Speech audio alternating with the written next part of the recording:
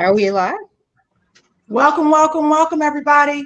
We're back one more time every week, Wednesday this time. Thanks for tuning in to Vintage House.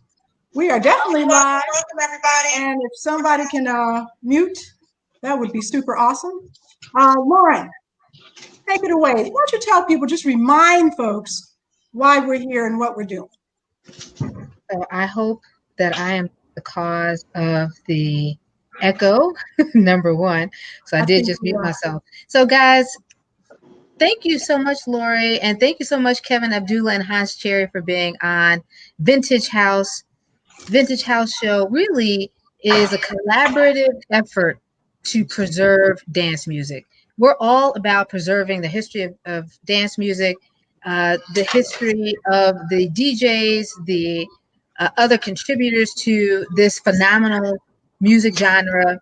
And one of the ways we do that is this show, bringing on major pioneers like Lori Branch, like Kevin McFall, to speak to other fantastic pioneers like Kevin Abdullah and Hans Chery. So we cannot wait to learn more about their lives and their stories. I also want to do a quick reminder that we do have a physical archive. Our physical archive is in Evanston, Illinois at Shorefront Legacy Center, which is an award-winning Black archive.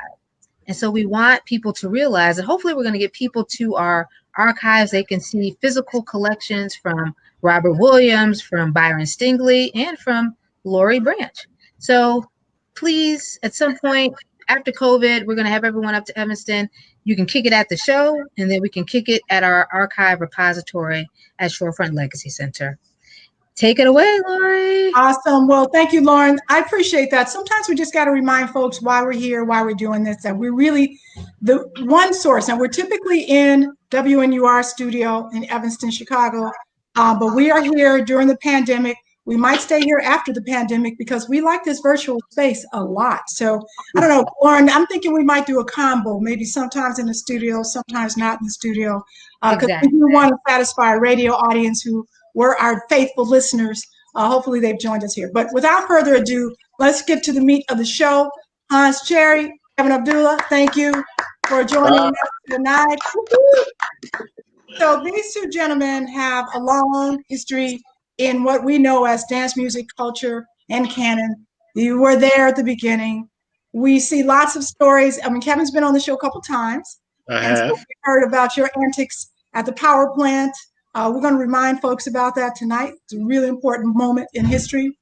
Hans Chery, part of the Rude Boys. We're going to talk a lot about that. And so some of the early boy groups, young male groups. I don't know what we called them back then. And you know what I want to do tonight? I want to spend a little bit of time talking about, you weren't ready for that, talking about the South Side. You know, there's an area, Burnside, Avalon Park, Pill Hill. It just kind of generated a lot of what we think of as like the house music culture and canon. So many people either were from that area or used to hang out in that area like me at the 87th Street McDonald's and just, you know, listen, we know that there was a birthplace of something. So I want to explore what was happening in those communities at the time. But without the Wendy's was serious business. Wendy's. I don't remember Wendy's. What Wendy's? That was later. That was later. That was way later. I'm only 20. Generation. All right, some shout outs. Hey, Linda Red, thanks for watching. Davi, you rock too. Davi Davenport has a great show. Tune in on Sunday nights to her show. Reggie, DJ Lady D, love you all. Thanks for tuning in. All right, so, you know, Hans, we've been talking to Kevin a lot, so I would love to just start with you and ask you a question about, I like to ask people where and when they entered, and you can talk about, you know, what that means for you, but when we think about house music, the culture, the canon, pre-house, what have you, the thing that led to what we know as house, just tell us a little bit about your background, where you're from, and what happened to get you into this movement. Well, originally, my brother and my sister used to sneak me out the house because I could dance. So they would take me to parties to show me off, you know, and it started off at low house parties. Then I don't know if you remember a group called the FBI. They used to be at Mendel parties. It was the FBI. What was the other name? The doctors and things like that.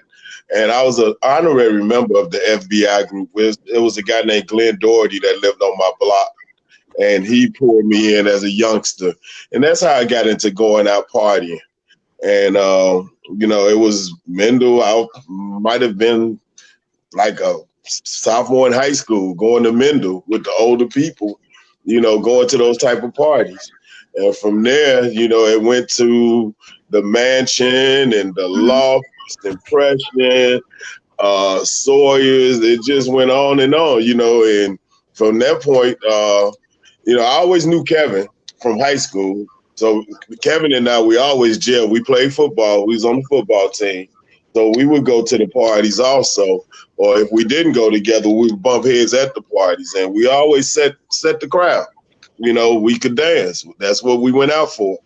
And from there, it just started building and building, like popularity. Then we met Eric Franklin. Oh, boy. and to start call the Rude Boys, and he just recruited a whole bunch of us to become Rude Boys, like Al Harris, Jimmy Johnson, Maurice Gilliam, Kevin Abdullah, Craig Abdullah, Andre Hatchett, Everett Hanley, yeah, and even Ben Wilson before he passed, he had became a Rude Boy. We actually played the Chosen Few in basketball and kicked their butt at the Y. We got to get the collab. We got to make sure we got to get some backup on that. Some Chosen Few people got to let us know if that's actually true. I told you Hans he's got a ton of information in there, and you're going to get it all tonight. So give it to him. I want to see the receipts. Actually, they stuff. Yeah, we don't have video, but we got a photo. We got photos. As a matter of fact, I remember the night so clearly. I dove in the pool and it was the shallow and hit my head at the bottom of the pool. Oh my God, that's painful. So Linda Red said, "Where is Eric Franklin?" In Vegas. Eric Franklin's in Las Vegas with his. He lives with his father. He had he's paralyzed on his right side. He had a major stroke, so he's in Las Vegas with his father. Got it. Trenton wants to know, was Rick Howard a rude boy? Rick hung out with the Rude Boys. He was not a rude boy. Oh, boy. Right. So what did it take to be a rude boy? I want to dive a little bit in.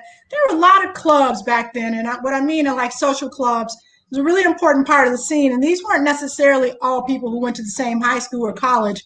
They were from all over the city. So talk a little bit about why Rude Boys, and why did you form? What was the purpose, and what did you guys do?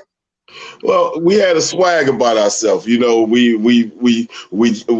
was about trend setting, like fashion. Like we came out with the little beanie caps, and everybody and their mother started wearing the beanie caps. We danced. It was just, we had the swag. Everybody in the Rude Boy had a certain swag about them, and we all kind of got along, except I was the peacemaker because a lot of people didn't care for Eric Franklin. So I basically was the peacemaker there as far as Eric and the rest of the people go, which he was the one that started the group. So, but a lot of people don't give Eric Franklin credit. Eric Franklin did a lot. He did a lot back then. His father funded a lot of those parties. He did.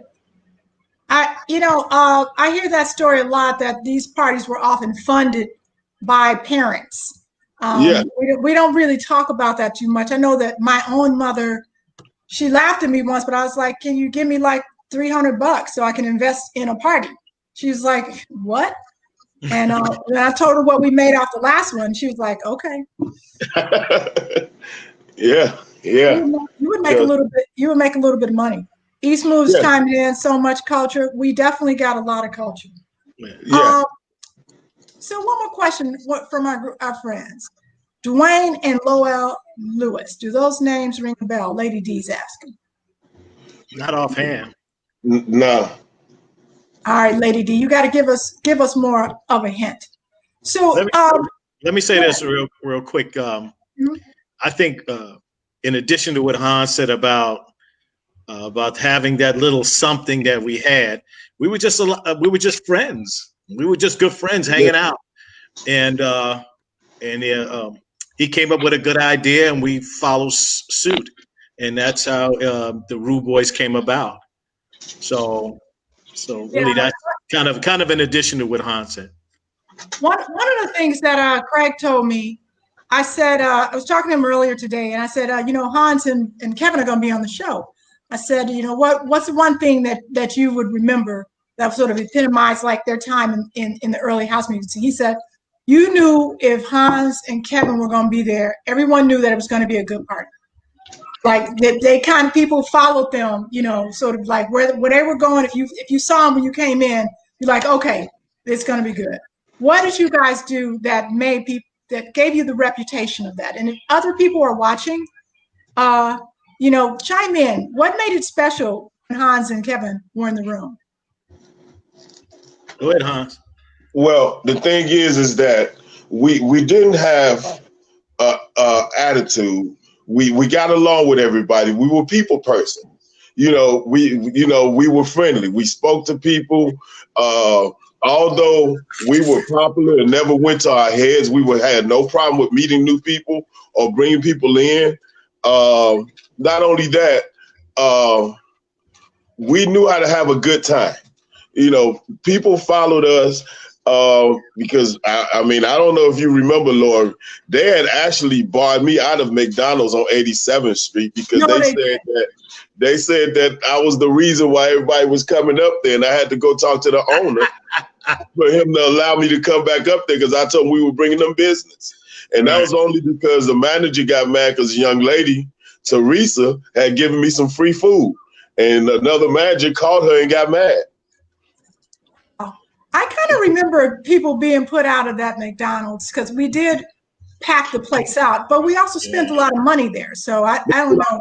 That's what I'm saying. So once I actually went on 103rd because he had another McDonald's over there by Corliss High School and met with him. And once I talked to him, I don't know, were you with me then, Kevin? I think it was me, Linnell Willis. It was a few of us that went up there. No, I don't remember that. Yeah, because, Linnell Willis was also a rude boy. But we went up there and talked to him and talked him into allowing us to keep coming up there because we told him we was bringing them business. And he didn't have a problem with that. And he realized that we were nice young men trying to have fun. Right. And not being a disturbance within the establishment. Right. We were just there. We would order food, but we would sit there and we would conversate and laugh and joke. It was just a hub. Remember, we named it McArnold's, like Happy Day. Yeah, that was pretty cool. Called McArnold. Right. We also, I don't know if you guys hung out the one, maybe some folks who are watching, but we also hung out the one in Hyde Park on 53rd Street. Yeah, Hyde Park was just it wasn't magnitude. What was the difference between that McDonald's? This is like, Lauren, I know this is all like foreign to you because I think this was a few years before your time. But we hung out at that McDonald's. That was a Hyde Park crowd. Well, the difference between Hyde Park and that McDonald's, 87th Street, you had people coming from the south suburbs, from Oak Park. They came from all over the city just to hang out up at that McDonald's. Because they knew everybody was going to be there, like the James Winstead, Farley, Wayne. Everybody came to that McDonald's. Everybody all over the city, that was the place to be. And then it also ended up at Stony Island Park also, which is called Jesse Owens Park now. So it was like 87th Street was the house where everybody in the early house days hung out, was 87th Street, and it was safe. It was, it was no garbage. I see Laura mentioned Wendy's, but Wendy's had some cutthroats up there. As a matter of fact, Common made a record about the guy Ace got shot. And I knew Ace. And I know the guy who killed him.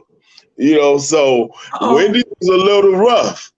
McDonald's was more peaceful. We were younger. we were more about hanging out and having fun, having a good time. And afterwards, we would go to the parties. I remember it very well, and it did not feel. It felt very peaceful. It was like, and everyone was cool. Yeah.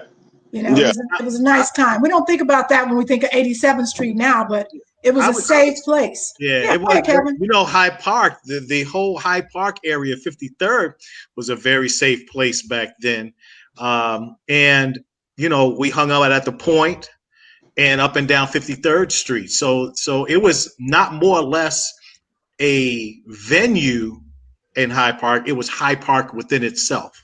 And to chime in on that, even like the so-called thugs that hung out at Hyde Park, they became house heads. Like thugs, brands, you know, they are. I'm not saying house head, but you know, I'm just saying because I don't call myself a house head, but they came on the house scene and they party. And these guys started off trying to rob people. Wow. So why don't you call yourself a househead, Hans? Why don't you call yourself a househead? I knew that was. Don't call myself a househead. I said, what do you not tell me why you don't like that title? Because one, I'm original. I'm from the beginning. That term househead, rock is the one that started it. In early 2000s, as far as those T-shirts and things like that. Yeah. So, I mean, may he rest his soul, but that's who started that househead term. And so I'm original. I don't consider myself a househead. I consider myself a partier, a original, love to dance, love disco, because house music to me, a lot of people have it wrong. It's called house in memory of the Webs. And so a lot of people call themselves househeads. What am I trying to say? They have totally changed it. Yeah, you know, it's more into something different, correct. Right. Mm-hmm. Just like they trying to change the music, you know. I rarely go to parties now. I don't mind some new music at all because Wayne and I had a discussion years ago. Good music is good music no matter when it comes out. Mm-hmm. So there is some great new music, but I just can't get into all those tracks. Everything sound the same. It doesn't put you in a zone like back in the day. It just doesn't. Like, I can listen to the old disco music and I can actually dance with someone mm-hmm. where I'm not even paying attention to them. I'm in the zone. Right. You know. What do you think of that term, Kevin? What are your thoughts about the term househead? I agree 100% with Hans. And there's no disrespect to the term or the people that consider themselves househeads. I think that morphed. That was after us. Mm-hmm. So I don't think I just choose not to get form under that umbrella. But I mean, we come in at it in the inception of this, and it's different now. So it's nothing wrong with that, with mm-hmm. them calling househeads, because that is when they came about, and that is the title that they're taking, and that's fine. So well, what's interesting is you give credit to the term to Lemuel Ivester, also known as Rock, right? Yeah. Okay. So Rock was there from the beginning too. But but what Rock did, he capitalized off of it. Okay. You see what I'm saying? He capitalized off of it. And he came out with that term, which mm-hmm. that was brilliant. That was brilliant. You see what I'm saying? Because people grasped to it. But although he's from that era, that doesn't mean that I'm going to run because he said he started calling people househead. You know, that's fine from a business standpoint, but from an aspect of me coming from back in the day, I'm not going to call myself a househead. All right. Trenton agrees with you. He's not a fan of the term because he was there at the beginning. So this is an interesting debate. I think that I don't think that I dislike the term. I I don't. Again, yeah, that's right. I don't hate it. I don't. We're not saying that we dislike it.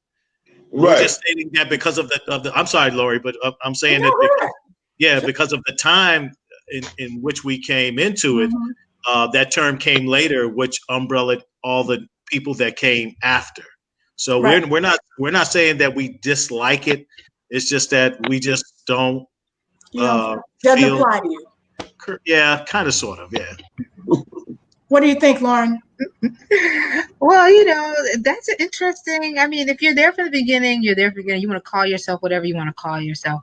I love the term househead. Clearly, since I'm only 21, I think what happens is, I consider myself a househead as much as I want to learn, and I am this program and the work that we're doing teaches me every day.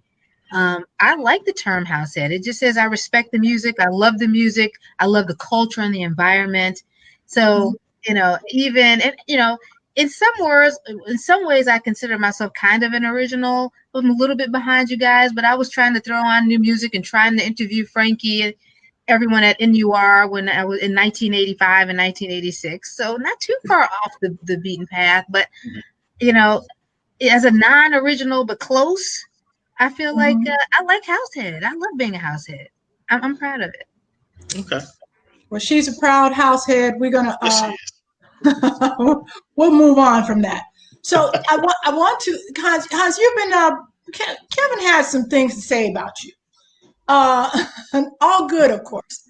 But he said, you got a lot of opinions and ideas, and one of the things that we like to talk about is there are folks who, and we talk about this a lot, there are people who want to understand the roots of house music. That's the whole purpose of the show, and that's why we try to unpack that a little bit. Where do you think people get it wrong? I think a lot of people, they always say they were there, and a lot of people have the misunderstanding of what word am I trying to say? When this movement started, and like I get a lot of flashbacks. I mean, not flashback, but lip service when I make a comment on Facebook about people lying as far as when they were out partying and things like that. And then you look at their age and they weren't there, because back then, like the warehouse, like I tell Kevin, I only went to the warehouse one time in life, and when I went there, I wasn't comfortable, so I never went back. Although I was around, that wasn't the place that I hung out. Power Plant, Music Box, Underground, yeah, I went to those. So a lot of people, they lie about the things that they did and things like that, and it just bothers me because I know. Although I didn't hang out at the warehouse, I know who went to the warehouse because they were my friends. I chose not to go with them. Yeah. We hold that time very dear. Right. That time and that time is very dear to us, and we galvanized and made a lot of good friends that are still our friends today. So, and I actually see why people would want to be associated with that time and that era. But the people tend to embellish and things, and everybody knew each other back then. Everybody knew from Aisha Mays to Haas is better than throwing out the names, but everybody, because we were at the parties, all the same people were there all the time. So let me make a point here, Kevin. One of the things that Wayne Williams talked about last week, we talked after the show. I made a comment on, I think I was on when I was on Vince's show, he asked, where did you learn about house music? And I said the warehouse. I mean, that was the house music culture before the canon, and I like to talk about that. And he took exception to that. And he was saying, you were exposed to that before the warehouse. And then we went back and forth, but there was a distinct difference. He pointed out the warehouse had at capacity a few hundred people at maximum capacity. Yeah. When you're at Sours and Rude Boy parties and Vertical parties and Chosen Few parties, you're talking a few thousand people. So is it possible? Yeah. Is it possible that everybody was there and we just didn't know? Well, I'm talking about people that are being at places in a consistent basis, not people that came 1 week and then didn't show up and then periodically came. I'm talking about the individuals that were there consistently every week. Right. Obviously, if you're going to be in a place and these individuals are there, you're going to become friends with these individuals. Just like Han said in the beginning, we were very approachable and friendly and stuff like that. So we tended to have this energy like the sun, and people just gathered around us and we really had a good time. We brought a good energy to the room. And let me say this also. Even if you wasn't a regular, it's certain people, if you came out to those parties more than one occasion, it's certain names you would know. Because those were the people that were involved with those parties. You see what I'm saying? Like, say for instance, like Andre Hatchett, Wayne Williams, names like that, myself, Kevin Abdullah. It was certain people at those parties. If you were there, you would know these people. Or you would even know the name. You don't even have to know them personally. You would know those names, to me. So what bothers you about that? I mean, I know, Kevin, we've talked about this, but Hans, tell me what grates your nerves about folks saying they were someplace when you think that, is it about taking credit for it? Like, I'm still trying to get underneath. Well, can I say, Hans, give me one bit of that.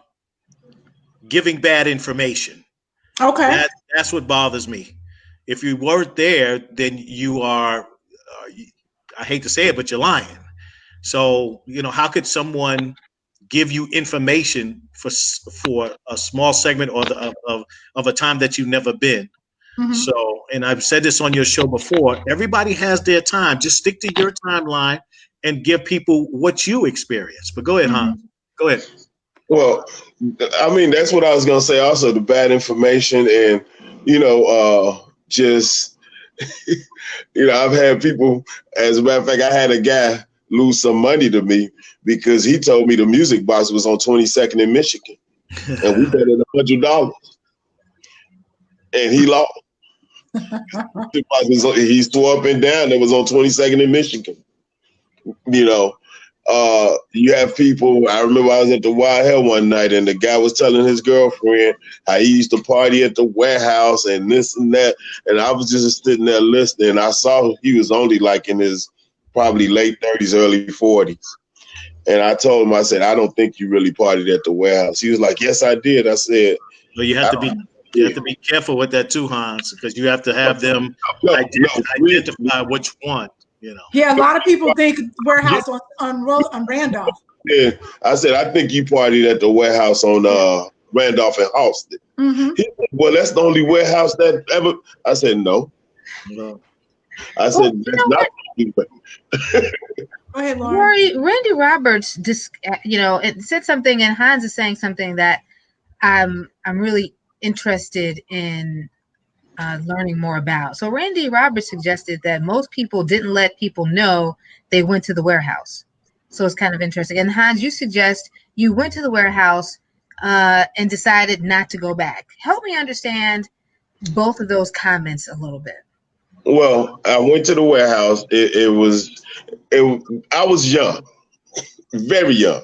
And it was like, as far as being around that many gay people, it wasn't for me.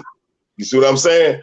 I had to grow into it. It was something totally like mind blowing and new to me, because the warehouse like the power plant had a mixture. You see what I'm saying? They had women, the music box had a mixture. The warehouse, it was more like 80 to 20. It was more like what? Or tell 90 to 10. Right. Really? It was a gay club. That's what it was. There were you said 90% men and 10% women, or 90% gay and 10% straight. Yeah, it was around, the numbers were around there. What's the 90-10? I'm trying to understand. Straight kids, 15% straight kids. It was a gay club. It was for them. Right.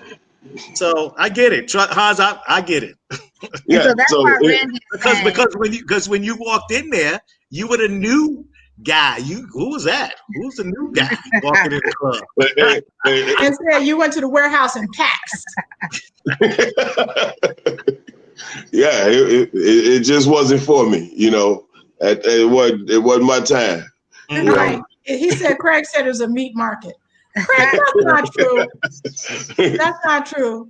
Hey, yeah, it was. Yes, it was. A little bit on Hans. Where you went to grammar school and high school and when you came out?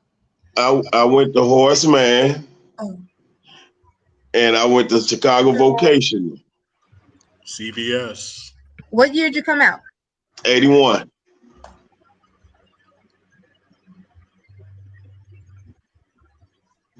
We got some dissertations on Facebook. I know, I see. I'll go back to Charles. Party people weren't popular back then either.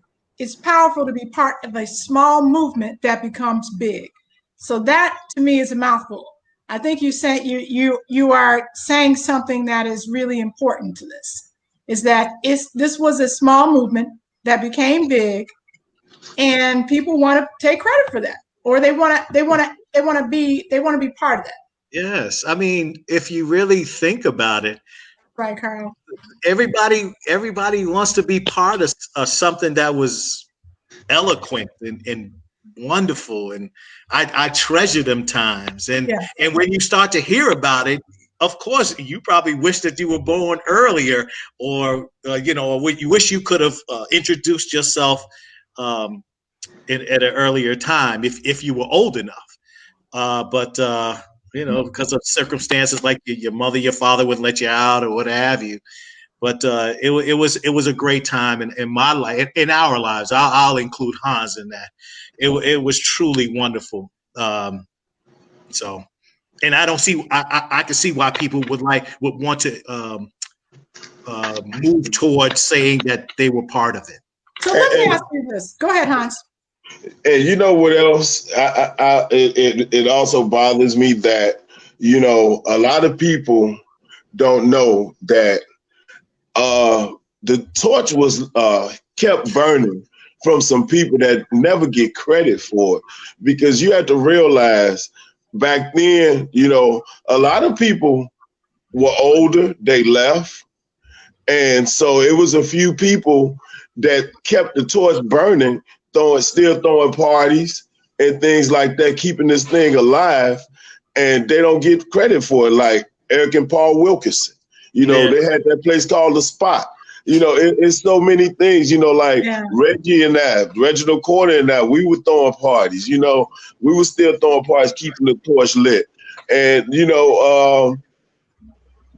and even with the picnic, a lot of people had a hand on building that Chosen Few picnic, because it became a movement just like the music and the singing. People start gravitating because certain people were at those picnics, and that's how it became big, but people don't get credit for it. And it bothers me because, it's some people in Chicago, to me, that should have that, what kind of card am I looking for? That card that they shouldn't pay to get in nothing. Carte blanche. Because they kept the torch and kept things going, and they get zero credit for it. Right. Like Butch and Craig with the playground.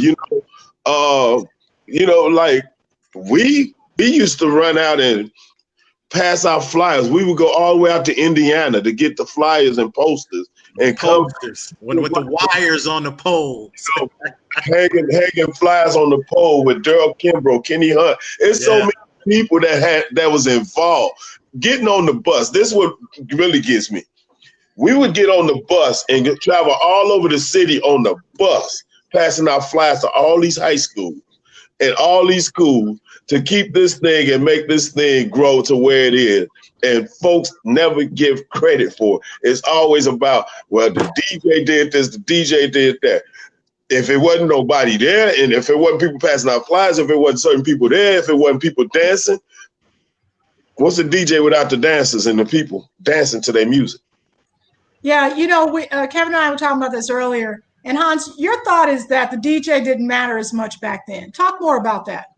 Well, my thing is that, you know, you have to realize it was more about the people that were coming to the parties and the people that was going to be at the party. The DJs, that was a token, because the DJ, I mean, because if certain people at those parties, they know good music was going to be played anyway. You see what I'm saying? So it was about, it wasn't, the DJs mattered, but so did the crowd, the people, and the people that was doing the party. Because you could throw a party, and if the right people threw the party, you could have a no-name DJ and that place still be packed. But they knew that DJ was going to bring it. Just like, for instance, you know, when Reggie and I were doing the Concrete Jungle on 76 in Stony Island, you know, we had Emmanuel, Jamie 326, Reggie McLean. Those are people we had DJing, and we packed that place every time we threw a party. I like what you're saying, because we actually had a good conversation with Reggie Corner about this, and his philosophy was a little bit different, which was that DJs needed to have a following before he's comfortable promoting them. And I think that you know, there is a little bit different philosophy, because some people say it's very different. If I have a club, so I look at a place like Smart Bar Metro. Metro has built a reputation for having like the party queen, that is hosted by our friend who's I'm blanking, you know, from Gramophone. Yeah, Mike, exactly. And that place, they're going to put you on whether it's going to be packed, because they have created such a beautiful situation that people just expect that whoever's playing is going to be the bomb. So what are your thoughts about that? Is it the promoter's job? Is it the DJ job? Like, you know, it's the promoter's job. And my thing is, if I'm having a party and I'm the promoter and I'm paying the DJ to play, and I know what kind of crowd I'm bringing in, I expect that DJ to play the music for my crowd, not for what they want to play. You see what I'm saying? So to me, like, people still ask me, why did I stop throwing parties? I think I lost the love for it, because, you know, it was a lot of, I'm the type of person, I don't count the doors and I don't count money and this and that. But, you know, a lot of times I used to cook for my parties and this and that also. But it was, to me, like, sometimes I would think that we should have bought in more than what we did, and we didn't. I don't trip on that. I just step back. Okay. You see what I'm saying? So, and then, like, not only that, I've been out the game so long, is that, I mean, Kevin and I, we've thrown a few parties, but now the type of crowd if I was trying to attract, would be a different crowd, to be honest with you. Yeah. It would be the people that like the old music, the classics and things like that. I'm not trying to target that other crowd.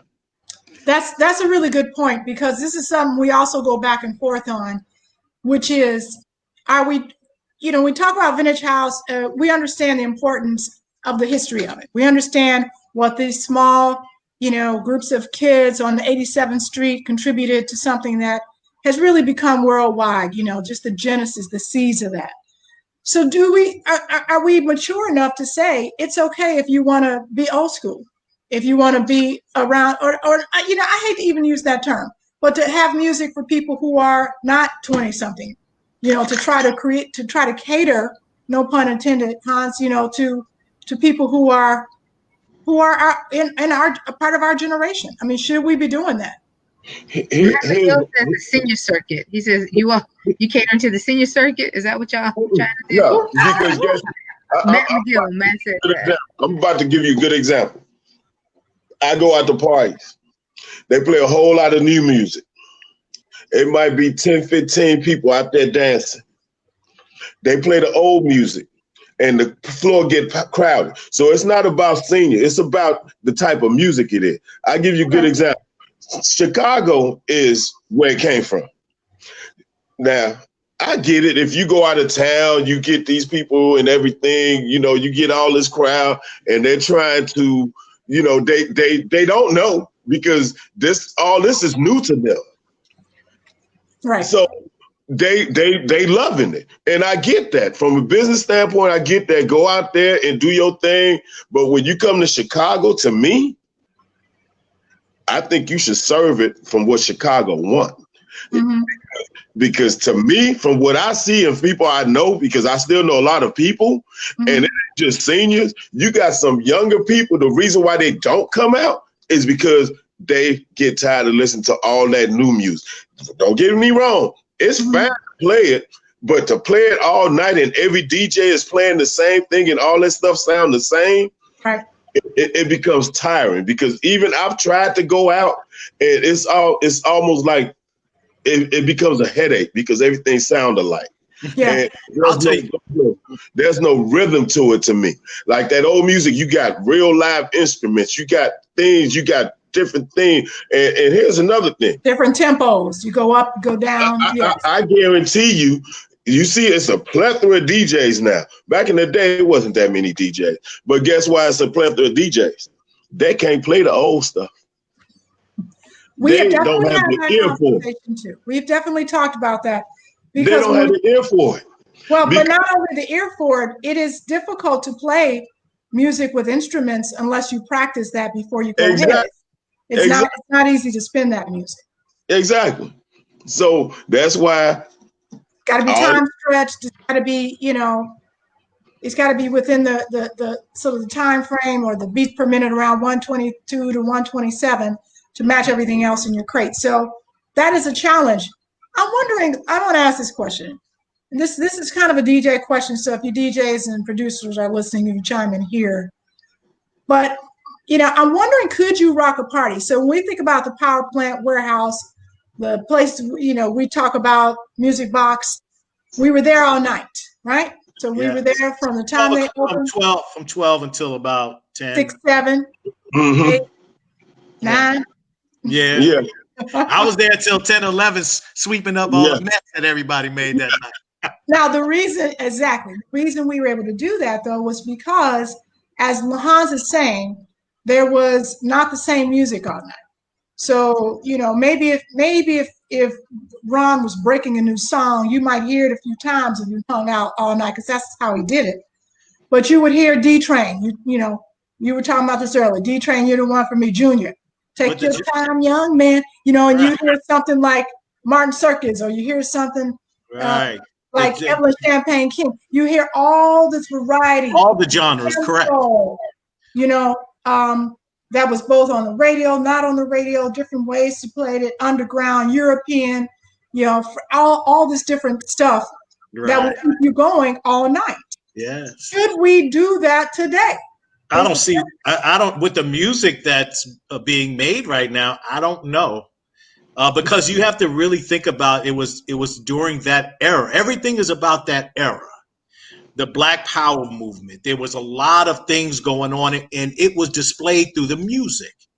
So the thing is that you had the love songs and the power movements and Zulu man about Africa and the Zulu nation, defending Africa. And there's just so much good music and different varieties of it. You could play for 12 hours and maybe never hear a song twice. But there was so much of it that Frankie, God rest his soul, was able to, and Ron Hardy was able to play from 12 to the wee hours in the morning and be able to still entertain everyone.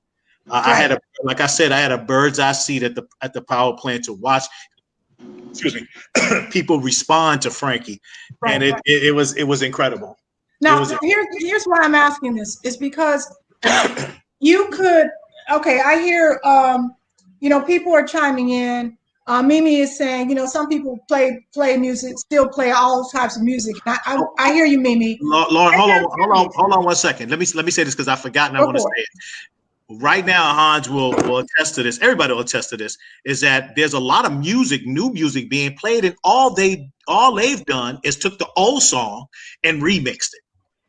So I mean, and then we talked about this, Lauren. Yeah. A lot of music should just be left alone. It is perfect the way it is. So just leave it. If you're gonna play it, just play it. You don't have to remix it or make it longer. It's made perfectly. So just play it. But Kevin, what they'll tend to do is they'll say that here's some new music, but it's nothing but an old song just remixed. Go ahead, Hans. But Kevin, the reason why they do that is because that's the only way they can mix it. Yeah. They change the speed and everything on it so they can adapt to it. Yeah. So that's why you see a lot of edit and remix and all that stuff, because they modified it so they can play it. Mm-hmm. Well, I will say this as a DJ who likes some of that stuff. I mean, Lord, you're right. Lord, don't get me wrong. I said it's okay. It's okay. But all night, like I promise you, through the COVID thing, when people doing all these things, the only person I listened to the Ron Hardy tribute, that was off the chain. I listened to Emmanuel, he brings it. The rest of the people, when I turn in and I hear, I just keep going. I don't even listen to it. Good. But I just want to say that me and Hans, are not saying, because there are some talented DJs out here. There are guys that it's their craft. They know the songs, they know the old stuff and the new stuff. They know what they have. They know how to play it. So there are some. But as Hans said, there is tons of DJs now, and some of them, some of them. Well, let's ask the DJs who are watching. So, there are 2 points I want to make. Is this? So Mimi and others, DJ Emmanuel, saying, they'll play this music. It's great that you will play it. I'm wondering, do people have an appetite to stay at a party for 10 hours? We would be at a party for 6 to 10 hours. Now, that might have had something to do with the fact that we were all much younger. Here's another thing. Part of the magic is that I could do it. You have this experience all night, right? With the right music, I'll dance all night. I can go all night. As a matter of fact, not only I can go all night, I can dance all night with the right music, nonstop. Okay. I could too. I do it at home. Nonstop. So then the second question is, go ahead, Lauren. I just want to make sure we highlight Timmy McAllister's comment where he says, "Didn't every DJ play the same thing back in the day?" No. So he's questioning whether or not we're nostalgic about this. No, they did not. Yeah, no, they did not. No. I'm sorry. What was it? What was it again? He said, "Did every DJ play the same music back in the?" No, they did not. No, they did not. No, you had DJs had their own style. They might have played some of the same music. Go ahead, Hans. You have some of the DJs might have played some of the same music, but all of them didn't play the same music, and they all didn't DJ alike. Farley didn't DJ like Ron. Frankie did. I mean, you had different DJs had different style. Andre DJ, you had different style, but it was still because there was so much music from back in the day that they didn't have to play the same. Right. They didn't have to. Some of the same records, yeah, but for the most part, no, they didn't have the same style. That's true. Now, what I will say is that there are certain segments of songs that were really, really, really hot that you might hear a couple of DJs play. But Hans is correct. Yeah, there was so much music out there that you can go through a night and not hear two or three DJs can play, and you won't have to hear the same record twice. Yeah, we have some people who disagree. So DJ Lady D, my girl, is saying yes, they did. Who was that? Who was that? DJ Darlene Jackson is saying yes, they did. Well, when did everything is when she came on. She would have that. So DJ Lady D was she partying back in 81? She's a DJ. She's fantastic. She's part of the group. I'm sorry, Super Jane. Super Jane. Sorry, Lady D. I'm just blame it on being 45. Anyway, just reversing first. I think that you're making a good point, Hans and Kevin, about where you entered. So if you were, let's just say it's 1982. We love that year for some reason. That's when the magic happened. It's like our 1776, 1982. Right. Yeah. So, but if you were there, part of the revolution of house music in that era. Good way of putting it. Mm-hmm. And you went to the Music Box one night, Warehouse one night, Power Plant one night, Sawyer's one night, the Penthouse one night. Was happening at the same time, right? 1982, I think they were all open. So you would hear different music in these different places. Well, you wouldn't hear, like, if you went to the Power Plant, of course you wouldn't hear the same music. Ronnie Hardy wouldn't play the same music. They were totally, there was a different, where everybody says that was privy that Frankie grooved you and Ronnie, beat you down. So there were two differences. Again, like we were saying, there were some songs that were really, really, really popular that you would probably hear through different DJs, but the majority of the music that was out there back then in the different genres, you didn't have to. So just like what Hans said. Mm-hmm. Yeah. So Matt McGill's weighing in.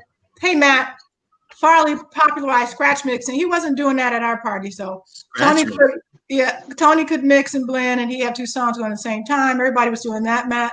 Andre, of course, learned from Tony. Yep, we got you. Thanks for tuning in.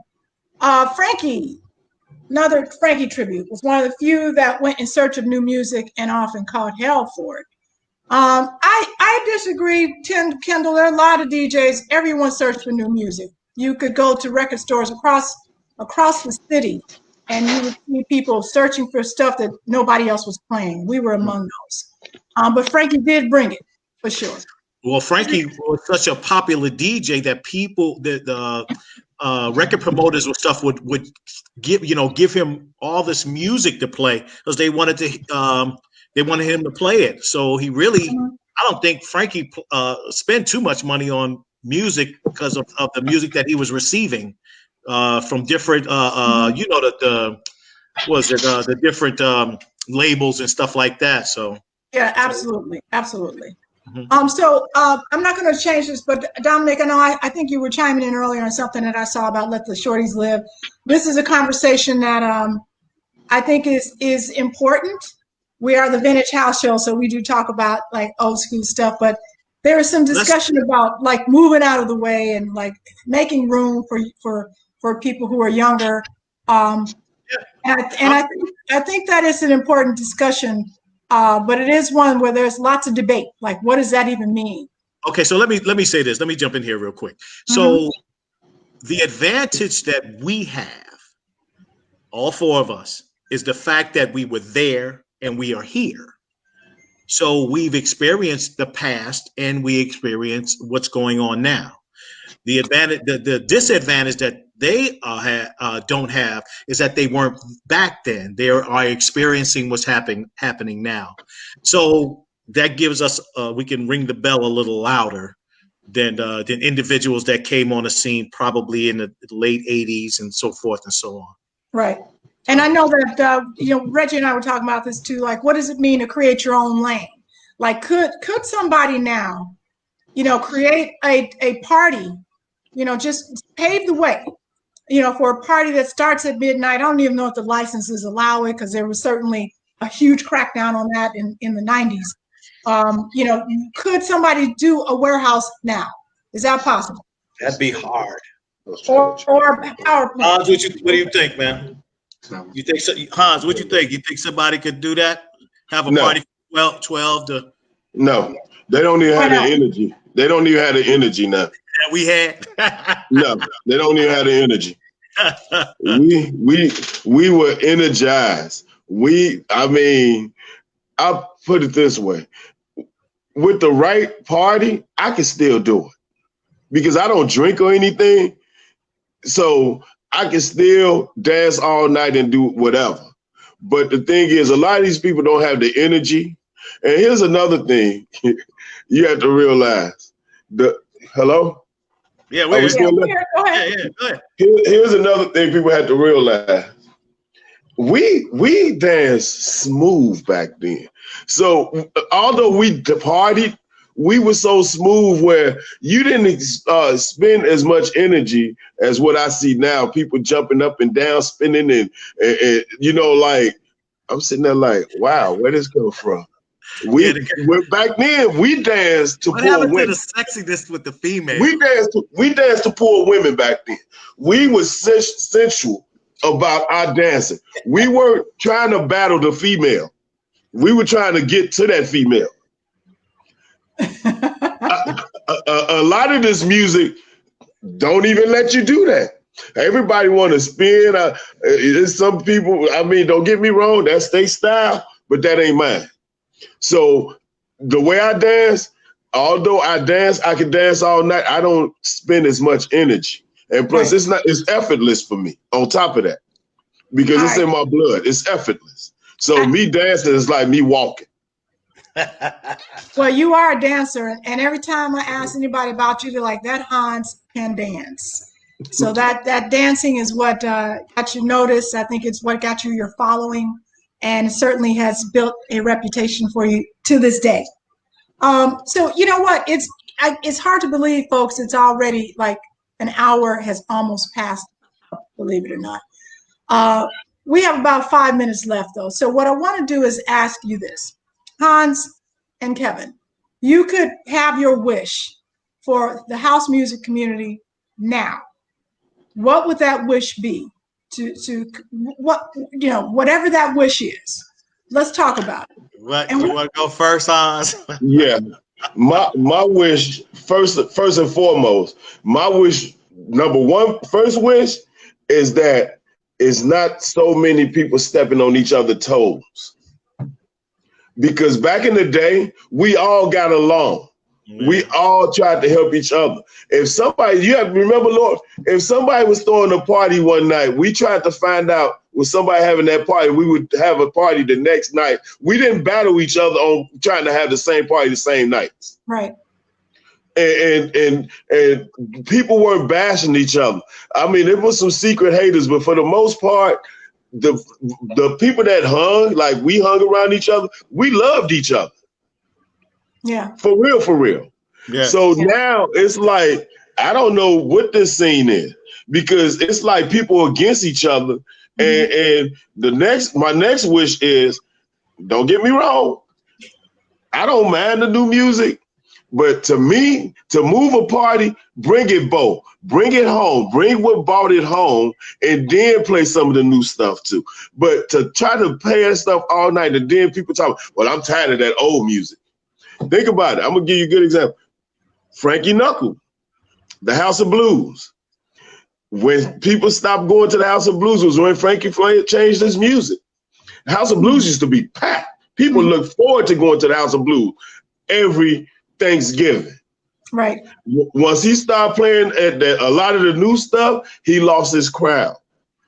Okay. Although he had his crowd overseas and whatever, but that House of Blues, they didn't pack like it used to be. I think in his last two, it wasn't that many people there, and then he moved into the Crowbar. And then that wasn't even his crowd. Smaller. That's true. Yeah. That's true. So people have to realize, yeah, you can go out of town and pack the place and people love it. But when you come home to this Mecca, just bring us home. Do what we need.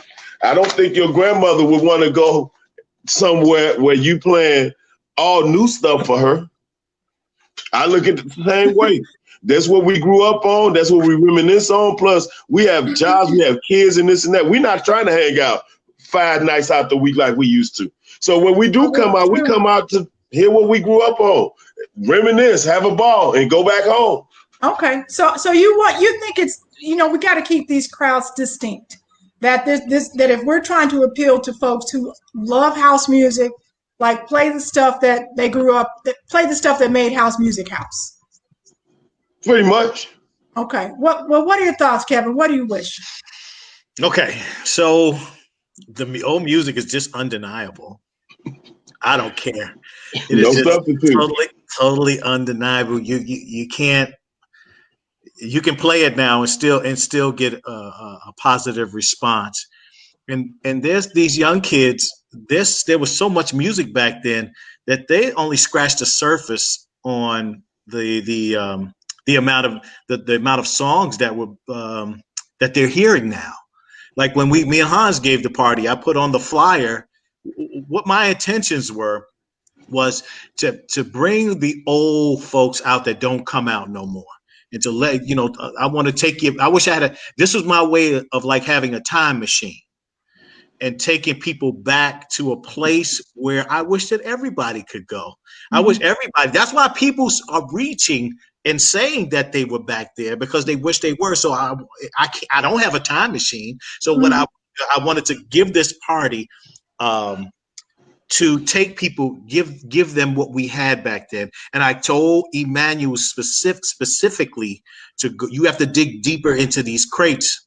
And he did a wonderful job. Now let me jump on. I was fortunate enough when Frankie moved back to Chicago, because when he moved to New York, I started with the Chicago Fire Department, and we went on and did our own things, and when he moved back, I was very eager to see him because I hadn't seen him in so long. So I really truly think that it was God that kind of made it possible because we went to lunch. Mm-hmm. His schedule was crazy, and I'd call him and say, "Hey, look, man, we gonna get together or what?" And he was like, "Kevin, it's crazy." At any rate, we got together, went to lunch, and I was able to sit down with Frankie. Now, if you understand Frankie, if you're at a club, you have to share him with everybody. So there is no having a one-on-one conversation with Frankie because he was the kind of guy that took time to speak to you. He was just a good man. Mm-hmm. At any rate, so I had this opportunity, God rest his soul before he died, to tell him what he meant to me during that era and this new thing that I was immersed in. And we were talking, I told him, I said, I do not like the new music. I can't. Mm-hmm. And I said, I've tried. I've had Reggie Corner and a bunch of Rhonda Flowers, and everybody say, you got to come out. And I come out and I sit at the bar and I just sit there and nothing moves me. And it's not that I'm not trying because if something comes on that I like, then I'm going to dance. Okay. But Hans will attest to that. But what Frankie said, listen, Kevin, he said that was the new music back then. And I had to give, I told him how I felt, and he said, and I had to move forward. And right. I says, okay, I understand, but I'm letting you know. But you have to understand about, it's not just the music that was played back then. I was talking to somebody else. The music transcends some people back to a time where it was great. Different time. What I'm saying is that it literally transcends your being into back then, when you were young and vivacious and it was good and the music was ridiculous and it was this new thing. So it's the music and what the music is saying, and that whole thing about transforming and stuff like that. I love the old music. I think listen, Kevin, I think it's fine for you to do that, and we have a lot of mixed opinions. Folks are chiming in. I see all your comments. It's okay. That's fine. Yeah. Darlene, it is. I think it is okay because I think that we have a diverse enough. What's the beauty of house music is that it has evolved, and it's gone into a lot of different directions. And if you are a deep house, old school, person who loves the disco and the stuff that made you feel good, then we should have a space for that. Sure. And Let me say this, Lord, hold that thought, because old Kevin Abdullah will forget. I'm sorry, but it is their time. Mm-hmm. So what I do is I just listen. Me and Hans have partied for years. I'll tell you they won't even come close to how much partying we've been through, mm-hmm. and where we've navigated through parties and what we've done for the parties. But mm-hmm. but the thing is that it is their time, and it's fine. And if you love that music, that's great, because we love the music from back then, and that's okay. Mm-hmm. It's just that I can say that I'm not coming because it's not the same. But if you love it, that's great. So I don't have no malice and nothing. If you love it, that's a beautiful thing. Well, party, have a good time, because 20 years from now, you'll be sitting in this spot and you'll be talking about your time. I think the reason we're having this debate, for those of you who are watching, the reason we started this conversation about people who were not either born or old enough or whatever to experience a lot of the places where we think house music was born, but they lay claim to that. So this is how we started this debate, right? Kevin and Hans were saying, stop doing that, but we also understand why people would want to do it. So that creates a little tension in the community, because it's Lori, educate people. Well, so it wasn't a genre back then. It was what is it? Movement. It was a movement. It was church. It was church music. It was. You have songs. You have songs from the '60s and early '70s that they were playing at those music that was before their time, like "Mistake." That's Eugene Records and the Shotlights. Right. You know what I'm saying? So my thing is that, it was a plethora of music. Mm-hmm. Like I called Emmanuel the other day and I told him to play Spanish Harlem. That's Aretha Franklin. That's a cut. Yeah. That's a cut. You know what I'm saying? It's so much music that moves you. It's so much music that could be put under that umbrella. Yeah. And so my thing is that once again, I said, it's some new music I like, but I prefer my old, because once again, he's done. We're gonna get there. Don't hang up yet. Go ahead. It puts me in that zone, and that new music, I don't get in that zone.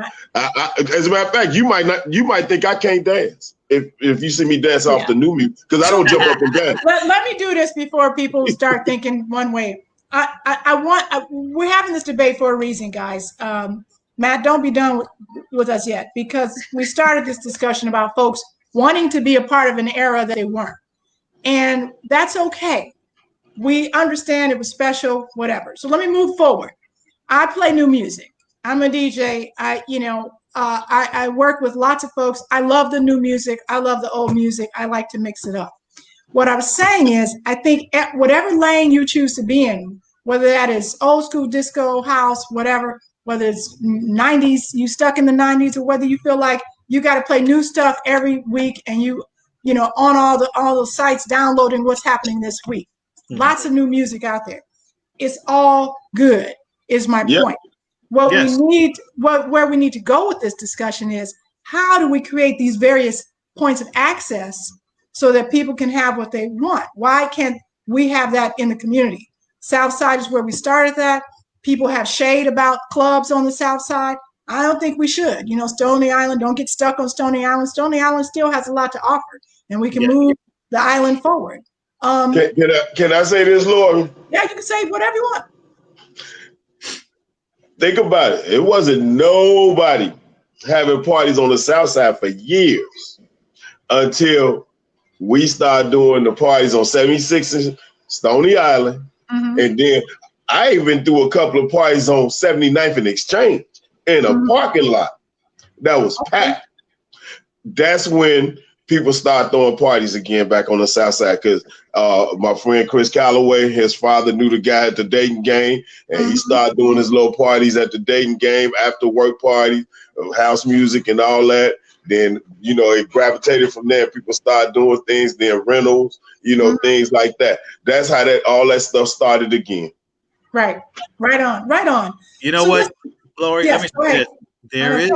There is a DJ that I listen to. My brother called me to listen to Vic Lavender, and I like the way Vic plays. I like the music that Vic plays. It's very melodic, and it reminds me of the old stuff.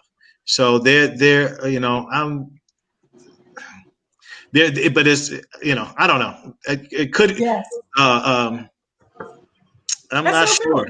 Yeah, I mean, there's but that's one out of 24. So I mean, listen, a lot of people can jam the old stuff, the new stuff. Darlene's saying some of it started where, you know, in the 80s and moved to the 90s. Let me see what you're saying, sis. Super clubs, raves, ushered in another style house music. Some people didn't get that second part and continue to pine for the best days of their life. No shade, just facts. And you know what? I agree with you, Lady D. There is no shade. You like what you like, and if it moves you and the people around you, just make space for that to happen. And it feels like there's a pining, there's still a yearning for something that was in existence in the 80s and 90s, what have you. We got to make space for it, you know, because ultimately why we're having this discussion is that we love it and we miss it. It's not in our lives. You know, there's something that's those sort of represents. It's not just nostalgia. It's about this love that we experience maybe once a year at the Chosen Few or when we go out, what have you. So what does that look like? What is the next iteration of house music for all these generations? But the thing is that we had our time. We've had our time. Now, would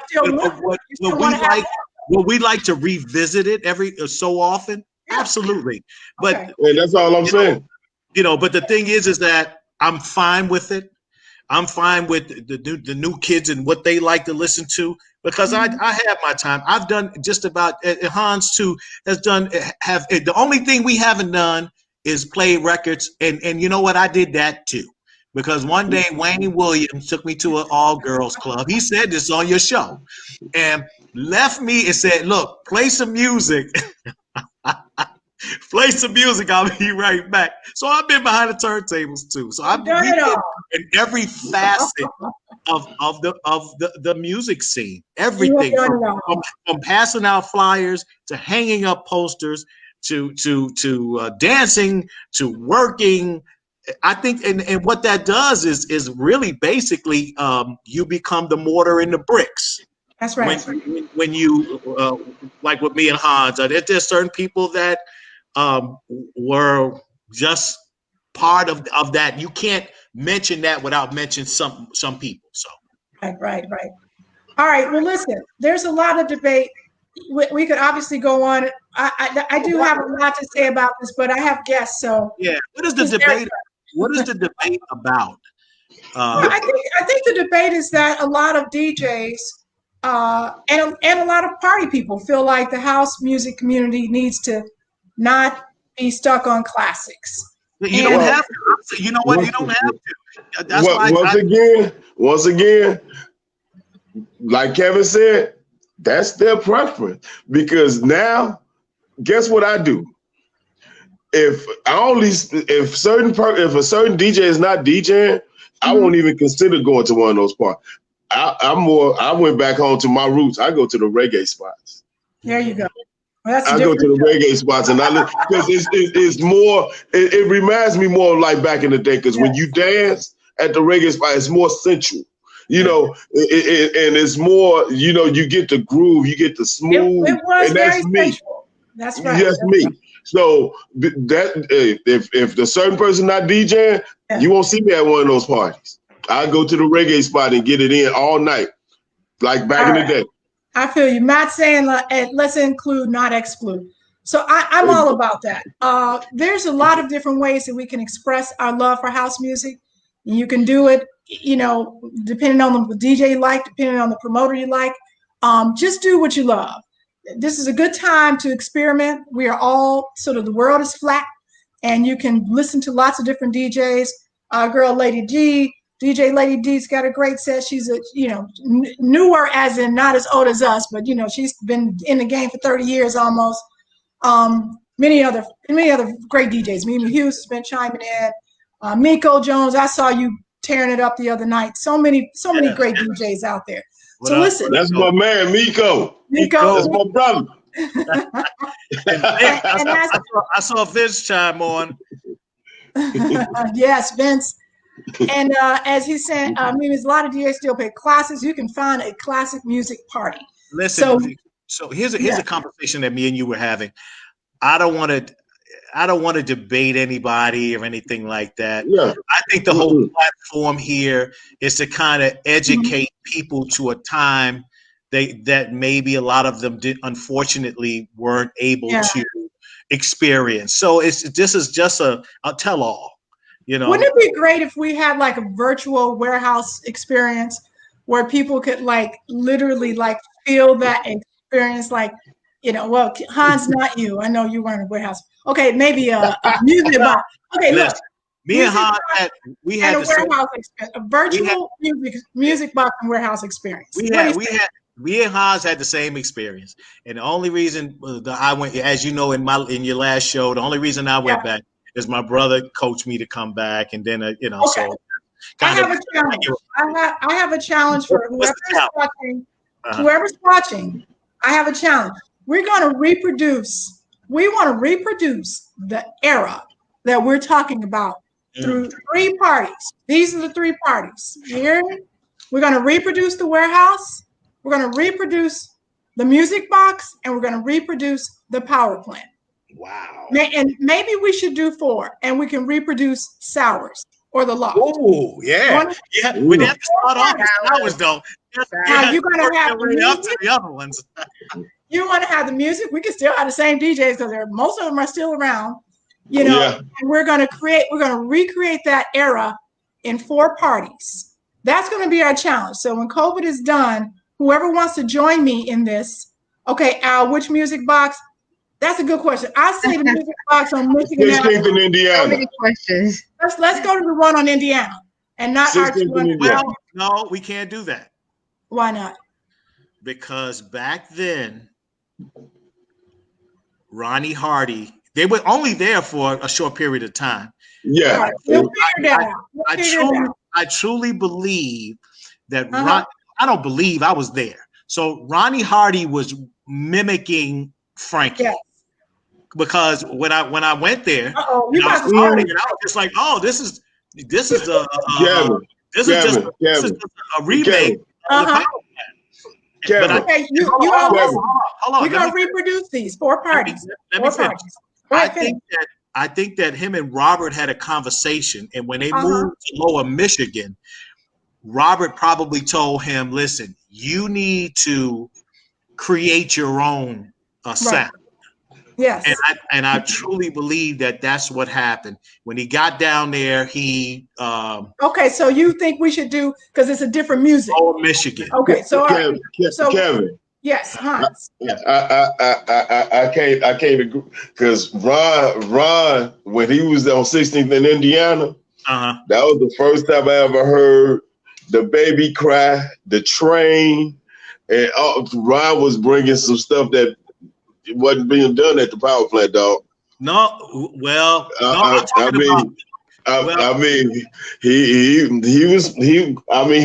he's a Frankie disciple, but you have to realize Ron was doing well. I'm not saying that he went down the line with everything Frankie did, but there were a lot of similarities. And what I was of course. Yeah.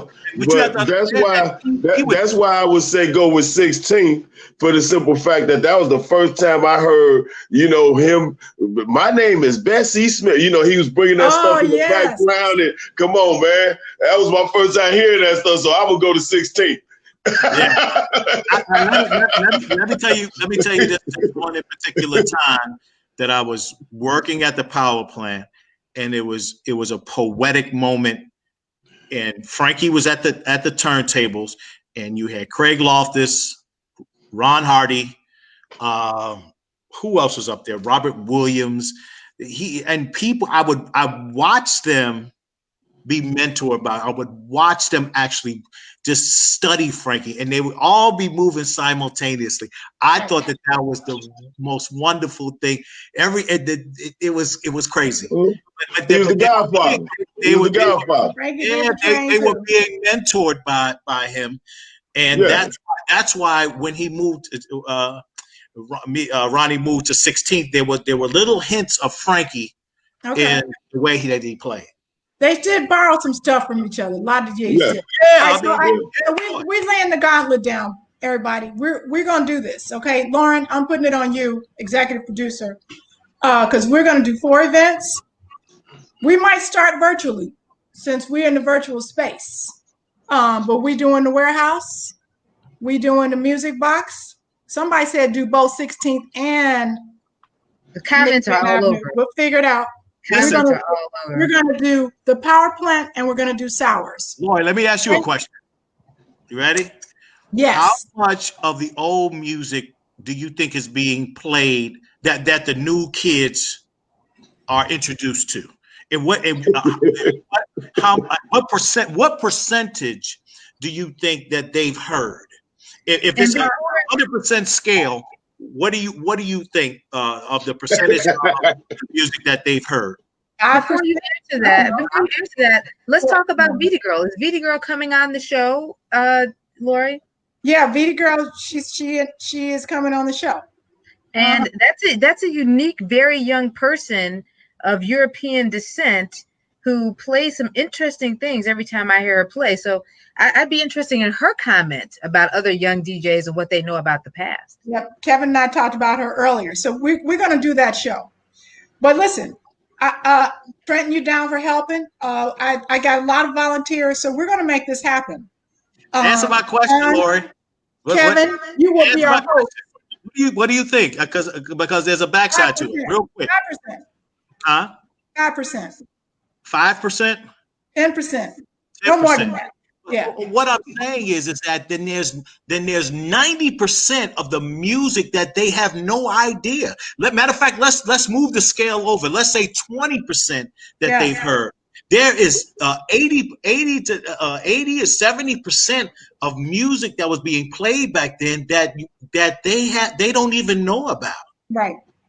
Yeah. Well, then our parties will give them an opportunity to experience it. So listen, I would love to continue this conversation all night. I know that many of you guys would love to do that too, but we are 20 minutes past the hour. And he predicted this exactly. So Leonard Roy will volunteer on vinyl. I love it. Yeah. You know that now see, that will be the challenge. So if you're going to DJ these parties that we're going to put together, it has to be on vinyl.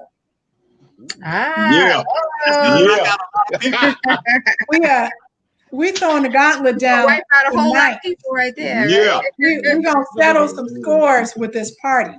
Jeffrey Sims, Emmanuel. There's some guys back there. Okay, so listen. That are come forward, and that's gonna bring it. Where's McLean? No, Lori's laid it out. Let's go. We just gotta get out of COVID. We can get it done. DJ Cheese surprised me. He can bring it. Brian said that was going to cut out a lot of folks. Okay, y'all. All right, Global Diva, thank you.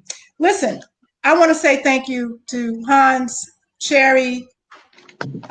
You are you're a wonderful guest, and I also I appreciate you brought. You know, you whenever I saw you in a party, I would be happy because I felt the same way Craig did. This is a good party because Hans is here. That's right. Kevin, you're my brother. You know, I appreciate everything you've done, Lauren, keeping us all moving. So we're going to be back next week, and I tell you what, we're going to have details next week on how we're going to roll this whole thing out. So if you think you can rock a party, because we're going to do it all night like we used to, you think you can rock it with vinyl. Mm-hmm.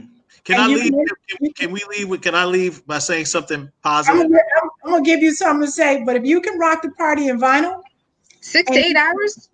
And we're gonna do this, Lauren. Okay.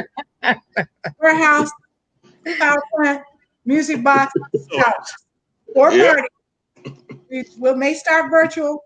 We may That do should it be in person. interesting, to say the least. We'll see how it goes. We're gonna plan this. So if you want to be on board, reach out to me. All right, Kevin. Last word. We don't want to debate. You know, we want to keep the love for this genre, whatever you want to call it. I think that this is a great venue and a great program.